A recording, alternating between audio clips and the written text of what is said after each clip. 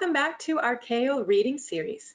Today we're going to continue using the same strategies that we've been learning about these past couple of weeks, and we're going to continue looking at the short reading passage on a past CAEL test. All right, so before we begin any piece of writing, as we discussed last week, it's always a great idea to preview the entire page. So we can see here that we are indeed looking at the short reading section from a past CAEL test, which is always part 2. And we definitely want to notice how much time we would have to complete this question if it were a real test question. So the students who took this test would have 5.5 minutes total to quickly read over the text that you see here on the left and answer 3 questions about it. So in such a short amount of time, it would not be possible to read every single word on the text and then go to the questions.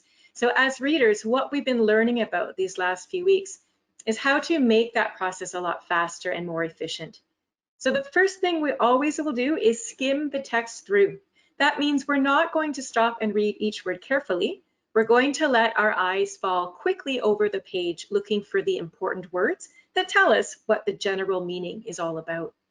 So in the first paragraph of this text, we notice the 2 words course and reports very quickly. Those are the 2 first words that my eyes come to anyway, and we call them keywords. So right off the top, I'm noticing that this is very likely some sort of an assignment or a set of instructions that students might use in maybe a science-based class, since there are reports. The next thing we'll do is we're going to skim over the titles we see. So you'll notice here we've got lots of bulleted points. So we're just going to move the text up on the screen here so we can make sure that we can read all of these headings. This will take us maybe 5 seconds to skim over. And we're going to remember the names of these headings because, again, it will tell us how the document is organized.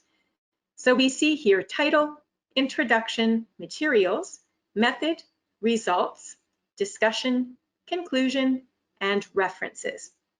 Okay, so we tuck those into the back of our memories. And we're going to go over to the question side of this past CAEL test and look at question number 2. So as we've done earlier, we're always going to start with the question itself. So we need to quickly understand exactly what the question is asking us to find. And the best way to do this is to identify the key words in the question itself. So again, the key words will be the most important words, and they give us a focus of what we should be reading for. So in this question, the word citations looks like it's a really important one. That's what we're trying to locate in the text. So in order to answer this question, then we're going to need to know what the word citations means. And citations are references to source material. So when we do any type of research for university or college, and when we're going to outside sources and authors to borrow ideas and include them in our writing, we always have to indicate in our writing where we got those ideas from so that we're not passing them off as our own ideas. All right, this is called academic integrity, and it's a very important thing to do in university or any type of writing. So understanding that citations are references to sources is going to help us out immensely to answer this question. Now, I also notice that this question is going to add an extra layer of challenge because it includes a negative phrasing in the question itself. So I'm actually being asked to determine in which section, so the sections here on the right of the screen are headings that we found already in the text when we skimmed. So I'm trying to determine, it looks like, in which of these sections I would not be using citations.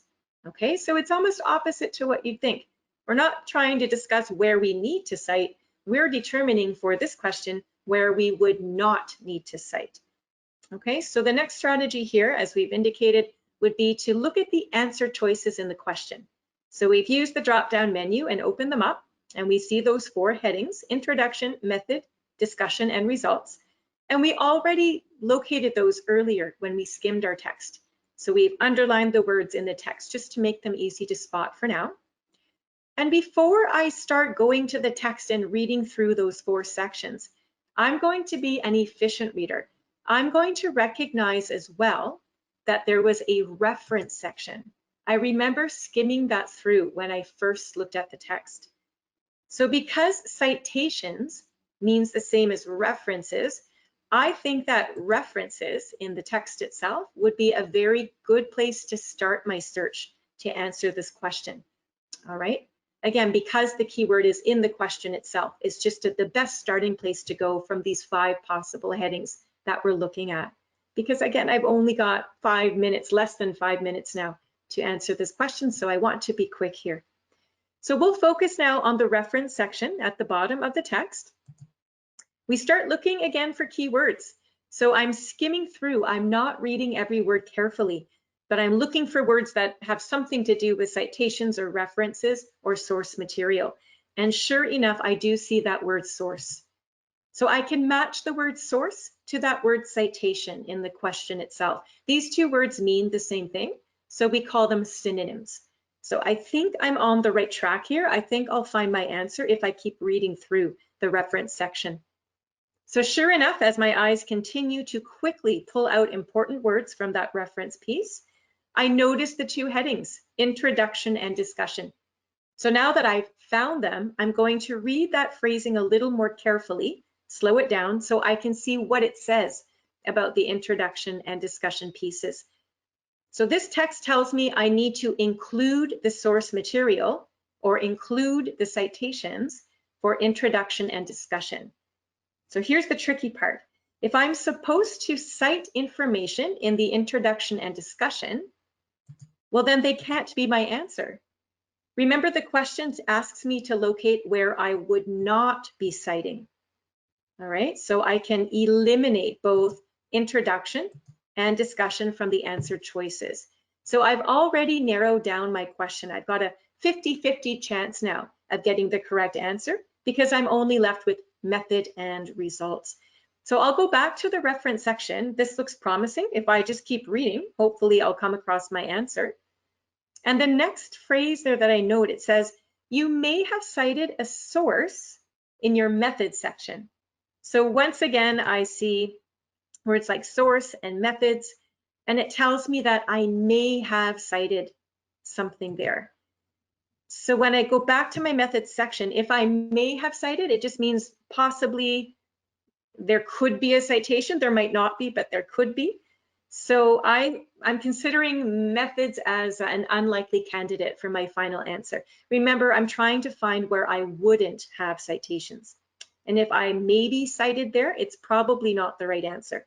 But I'm going to double check by continuing off that reference section just to see if it tells me anything more about results. And then I should be able to choose my answer very confidently. So this last part in the reference section says it would be uncommon to find sources in your results. So you know what, that's my answer. Again, I see the word sources and it matches to citations.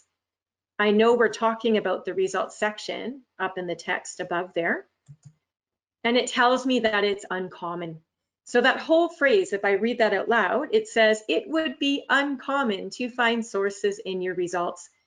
Well, that means the exact same as the question, where it says you would not expect to see citations in the results section. So these 2 phrases mean the exact same thing. They're just using different words. So this again is what we call a paraphrase.